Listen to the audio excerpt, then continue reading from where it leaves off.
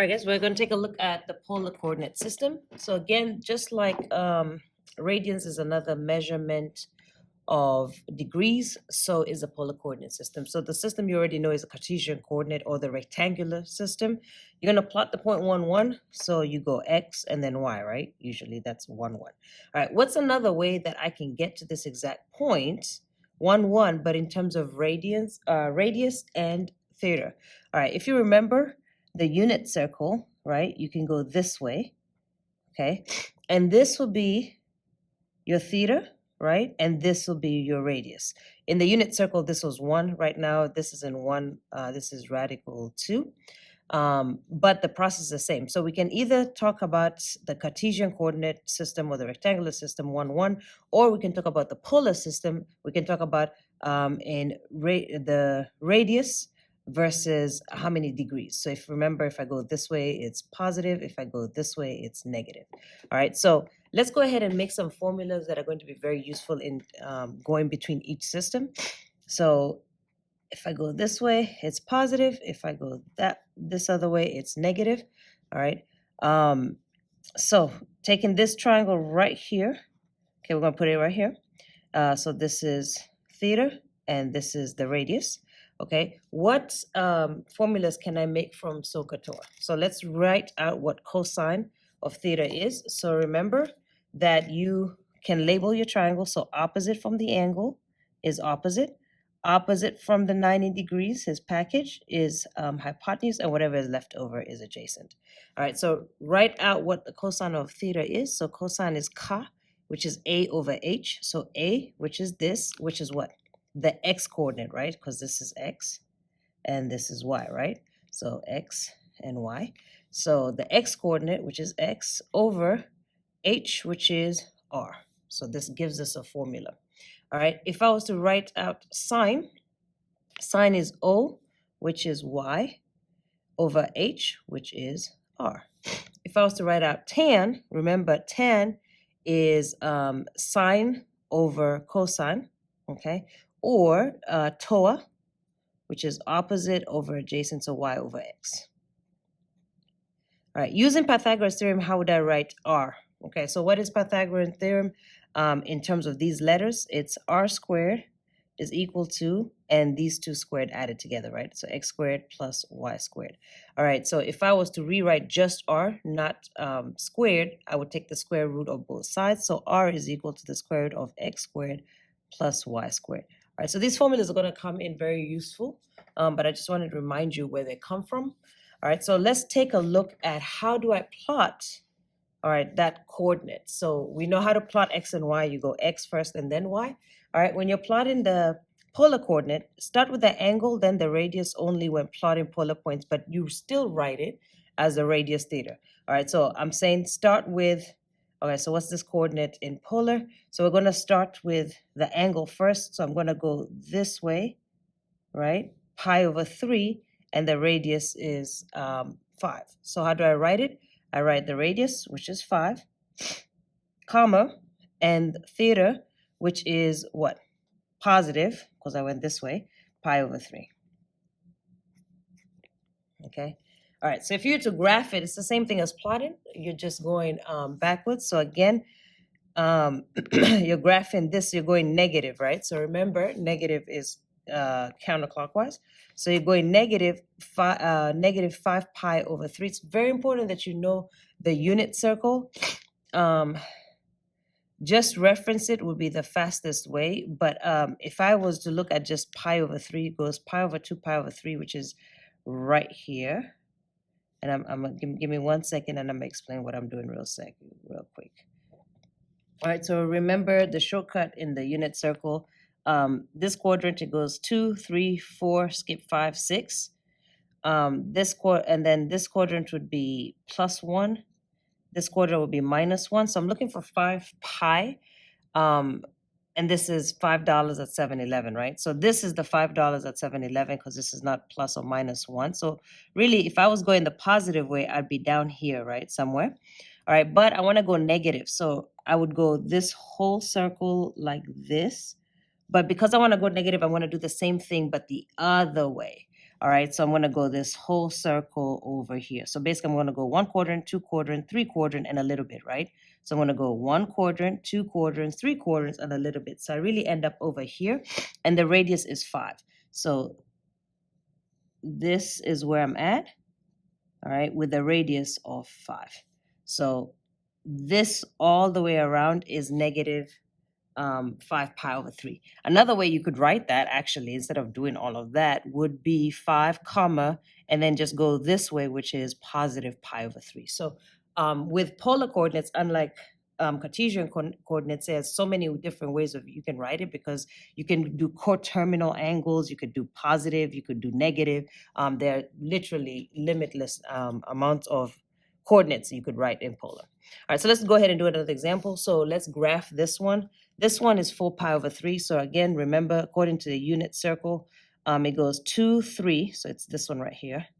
All right, and I just make these lines just so that I can stay on the pi over 3 base. So it's 4 pi over 3. So remember, this one is plus 1. This one's minus 1. This is $5 at 7-Eleven.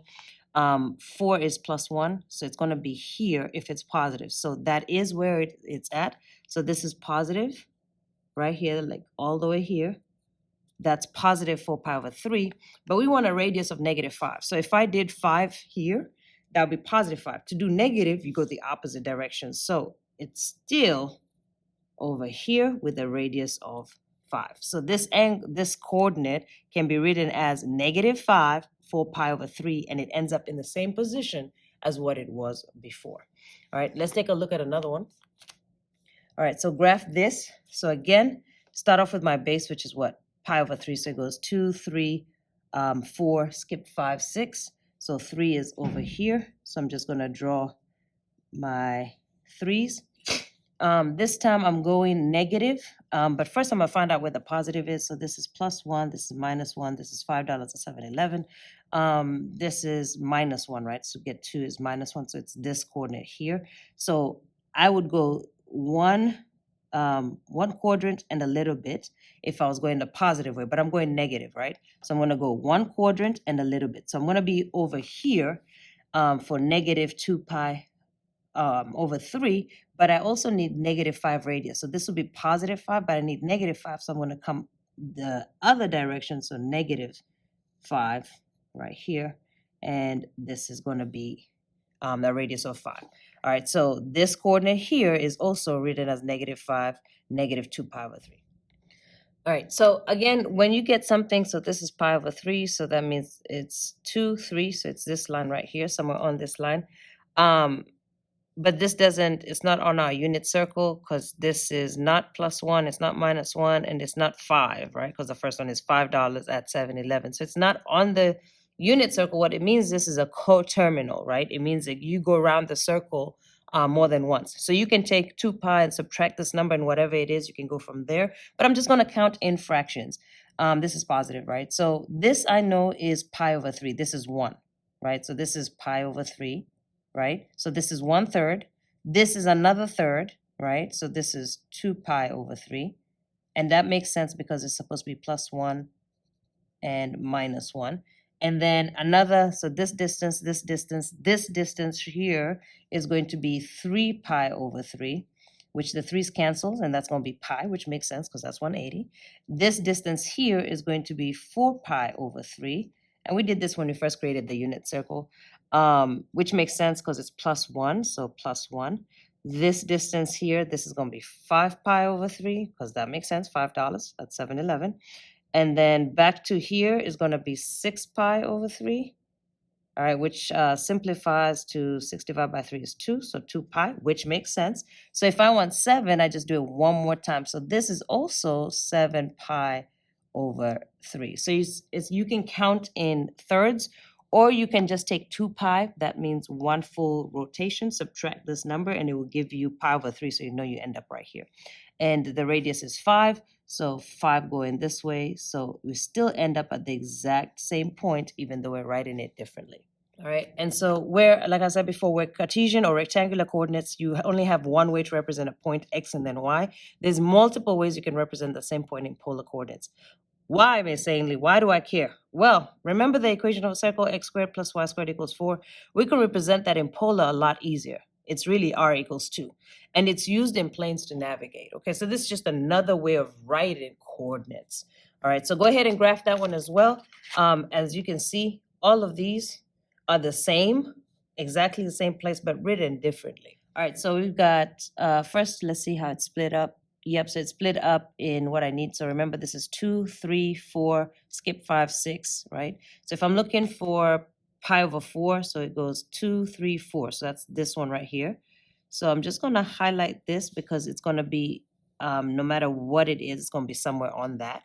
All right, and we want to go 3. So remember, this is plus 1, minus 1. This is $5 at 7-Eleven. All right, so I want 3, which is minus 1. So that's going to be in this quadrant right here. If I was doing positive, I would go 1 quadrant and a little bit, but I'm doing negative, right? So I go the other way, 1 quadrant and a little bit. So I'm right here. And I have negative 7, so this would be positive 7. If I want negative, I have to go on the opposite direction. Now you can see that I have these little circles. These are what you count. So this is 1, 2, 3, 4, 5, 6, 7. So this coordinate right here is the point -7, -3 pi over 4. Okay. All right, let me take a look at another example. This time we've got, again, pi over 6. So it goes 2, 3, 4, skip 5, 6. So what I'm going to do is I'm going to highlight that because it's going to have to be, so it's a little bit, so that's this one right here. It's going to have to be one of those lines. All right, this time I'm going positive 5 over 6. So this is plus 1. This is minus 1, and this is $5 at 7-Eleven. 5 is minus 1, right? So I should be in this quadrant right here. So I'm going positive. So this is positive up to here, and I need -4. So instead of counting 4 here, that would be positive. Negative is the opposite direction. So I go 1, 2, 3, 4. -4. All right, let me do one more. All right, graph. Let me just actually jump. So I've done a 3. Let me do a 2. So actually, I'm going to do number 9. All right, so start with whatever it is, pi over 2. So pi over 2 is right here. So that's going to be either this line here or this line here. So this is pi over 2. That's exactly 1 quadrant. If I want to go negative, exactly 1 quadrant the opposite way. So it's going to be this one right here. And I need it to be -5. So this would be +5, but -5 would be on the opposite direction. So 1, 2, 3, 4, 5. So that polar coordinate is right there. Go ahead and finish the rest of the examples. Let's practice.